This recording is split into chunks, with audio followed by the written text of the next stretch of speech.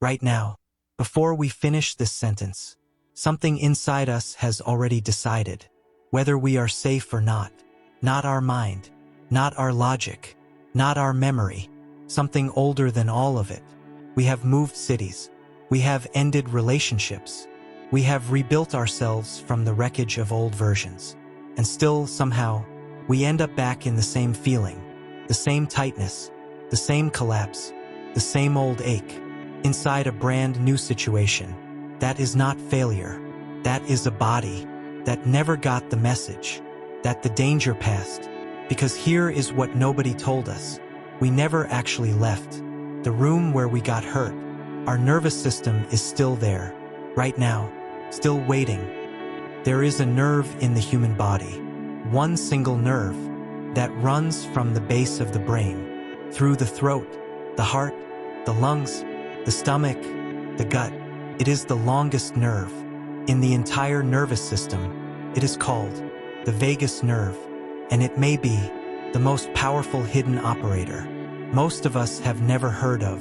Right now, as we breathe, as we sit here, as we exist, that nerve is running a scan, a threat scan, comparing every tone of voice, every facial expression, every shift in the room around us, against a map, a threat map, built the first time we ever felt unsafe. Scientists call this neuroception, the unconscious detection of safety or danger. It happens in 0.07 seconds, faster than thought, faster than language, faster than any decision we believe we are making. And that map was not built yesterday. It was built inside the earliest environments we ever lived in.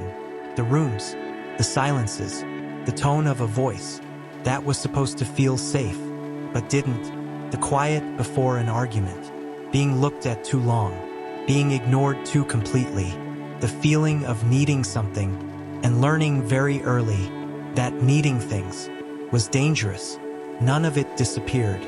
It became body, the shoulders tightening before we know we are afraid, the throat closing when we try to speak honestly, the numbness arriving in places we should feel joy. Stay with us, because we are about to expose the exact mechanism, the exact operating system that has been running our reactions, our relationships, our self-destruction. And once we see it, we cannot unsee it. Dark psychology does not begin outside us. The most sophisticated survival system we will ever encounter was installed inside us before we even knew who we were, when we were young, before we had language for what was happening. Our nervous system adapted, not through logic, through survival. If I stay quiet, I stay safe. If I perform perfectly, I won't be abandoned. If I need nothing, I can't be rejected. If I disappear, I can't be punished. If I become useful, maybe I'll deserve love. We did not choose these responses. They were biological adaptations, written beneath conscious thought. And the terrifying truth is, those programs are still running, inside our adult lives, inside our relationships, inside the way we freeze when somebody truly sees us, inside the way we fawn before conflict even begins, inside the way we keep choosing people who feel familiar even when familiar means unsafe. The amygdala, the brain's threat processor, cannot fully distinguish between past danger and present danger. To the nervous system, a memory can feel exactly like now. This is not weakness. This is not self-sabotage. This is survival code that was never updated. We have been living in the present with a nervous system still trapped in the past. There are three primary states the nervous system moves through, and once we understand them, our confusion about ourselves begins to disappear. A neuroscientist named Stephen Porges spent decades studying the vagus nerve. What he discovered changed how we understand trauma forever. He called it polyvagal theory. And according to this model, the nervous system has three core states. The first is ventral vagal, safety, connection, presence.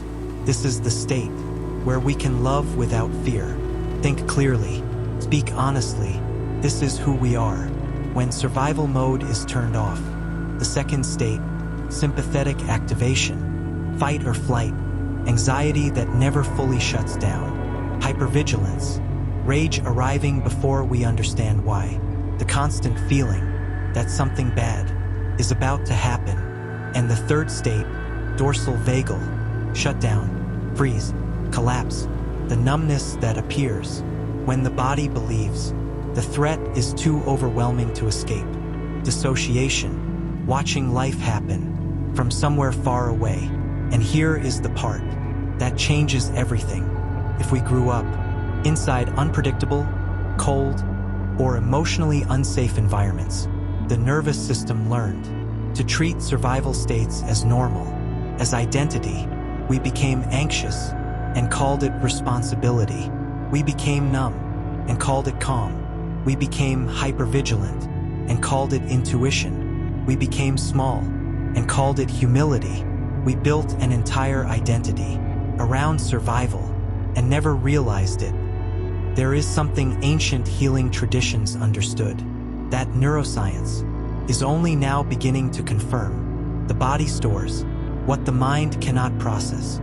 When painful experiences happen and we do not have the safety to fully process them, the body holds them, not as thought, as sensation, tension in the shoulders, tightness in the chest, a stomach that never settles, a throat that closes when truth tries to rise.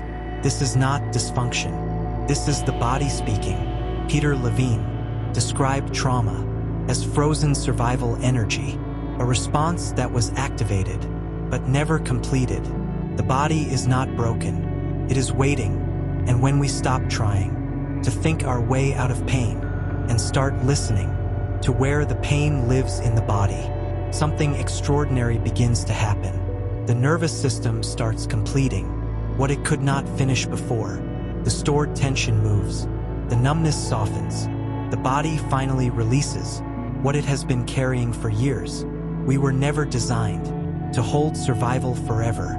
The body was designed to return to safety, to return to zero, not emptiness, not nothingness, zero, as the state before the bracing began, the state beneath fear, the place where nothing needs fixing, because nothing was ever truly broken. We were not weak. We were not too sensitive. We were not difficult to love. We were a nervous system doing exactly what it was designed to do, inside environments that demanded too much from us, too early, without enough safety. So we adapted, we survived, and that survival, as painful as it became, kept us alive long enough to find this moment, to hear this, to recognize that somewhere underneath the fear, something inside us still believes healing is possible. And it is. The nervous system can learn safety. The body can learn softness. The identity built in survival can expand beyond fear, not because we become someone new, but because we finally remember who we were before the nervous system learned to brace against the world. But before we end, there is one final truth. Understanding alone does not heal the nervous system. Awareness is the doorway.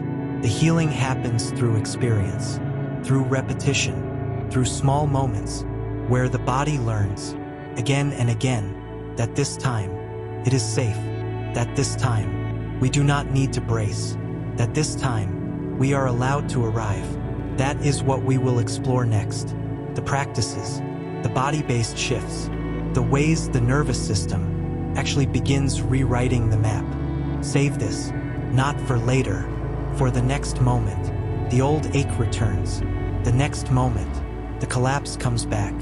The next moment, your body mistakes the past for the present. Come back here, because healing is not built through perfection. It is built through repetition. And maybe you were never the problem. Maybe you were always the answer your body was trying to find.